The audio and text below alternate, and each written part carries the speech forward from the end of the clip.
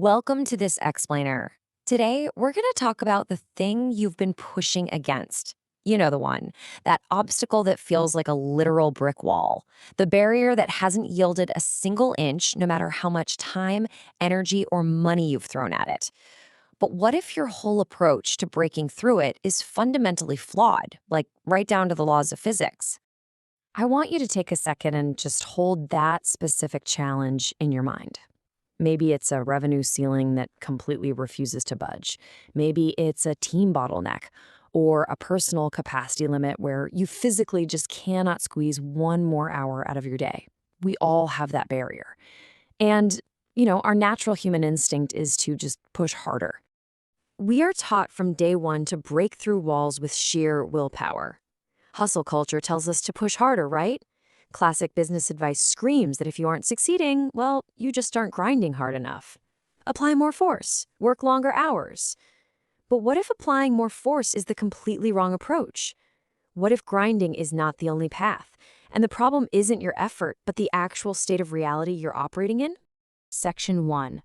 Classical physics versus quantum physics. The myth of the grind. So physics actually has two very different rule books. In classical physics, it's like you're rolling a heavy ball up a steep hill. If you don't have enough kinetic energy to push it all the way to the top, it fails completely and rolls right back down. That is the grind. But in the quantum world, we don't have solid balls, we have probability clouds. And when this cloud hits a barrier, a small piece of its probability actually extends to the other side. It appears on the other side without ever climbing over. This is what's known as quantum tunneling.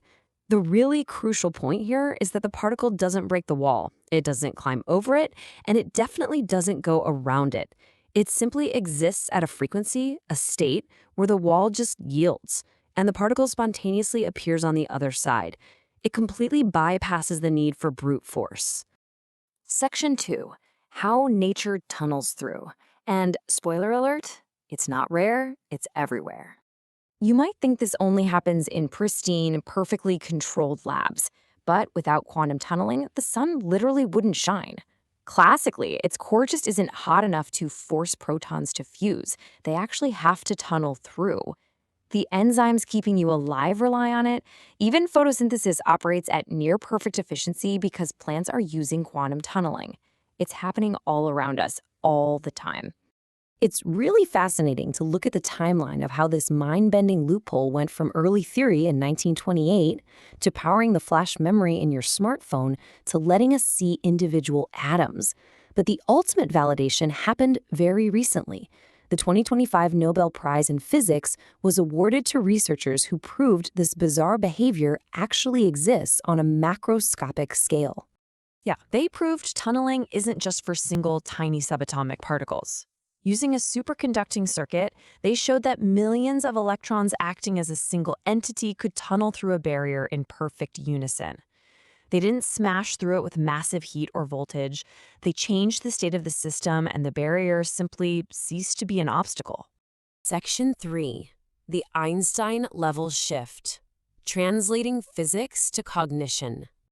So Einstein famously pointed out that we cannot solve our problems with the same thinking we used when we created them. If you try to solve a problem while remaining at that exact same level, you're just using classical physics. You're the ball trying to roll up the hill, continually sliding back down. Overcoming your biggest obstacle requires a shift in level, not an increase in hustle. So we have a choice. We can keep exhausting ourselves against a solid wall, or we can shift our state so it becomes a permeable membrane. The wall is the classical mindset. It screams at you to apply massive force, and that leads straight to burnout. The membrane, on the other hand, is the quantum mindset.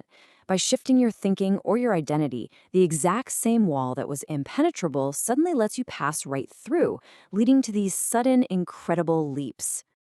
Section 4. Finding your permeable membrane. The level shift application. Let's see how we actually do this. Step 1 is just brutal honesty. Identify your wall, that place where maximum effort is yielding absolutely zero results. Level 1 is where you've been stuck doing more of the same. Now, a level 2 shift asks you to question your fundamental assumption. Like, is my marketing actually bad, or am I just talking to the completely wrong audience? But level 3, that's the quantum shift. You question the entire frame. Should I even be doing marketing at all, or should I build a partnership model that makes marketing totally obsolete?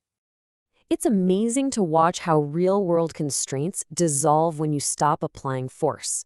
Hitting a revenue ceiling, level 1 says, make more sales calls, but you only have so many hours in the day. The quantum shift says, package your expertise into a licensing model. Boom, the ceiling vanishes. Got a team bottleneck? Level 1 says, micromanage harder. The quantum shift requires you to upgrade your identity from a frantic operator to an empowering CEO. I want to offer some permission and relief here. This is about giving yourself the grace to stop grinding against what you thought was solid stone. When pushing harder starts producing less and less, you are not failing. You are just operating at the wrong frequency. The universe is practically begging you to shift levels because some of what feels totally impossible right now isn't actually a wall, it's a membrane. Section 5, tunneling through your obstacle. The obstacle is not the path. Let's bring this all back to you. Think back to that obstacle you brought to mind at the very beginning of this explainer. Take a hard look at your efforts. Have you been throwing tennis balls at a brick wall hoping one breaks through? Are you exhausting yourself trying to roll a boulder up a hill when you simply lack the classical energy to do it? Are you pushing against something that might actually just be a membrane? I want to leave you with this final thought. What if the solution isn't about acquiring more power, but simply shifting the level of your approach?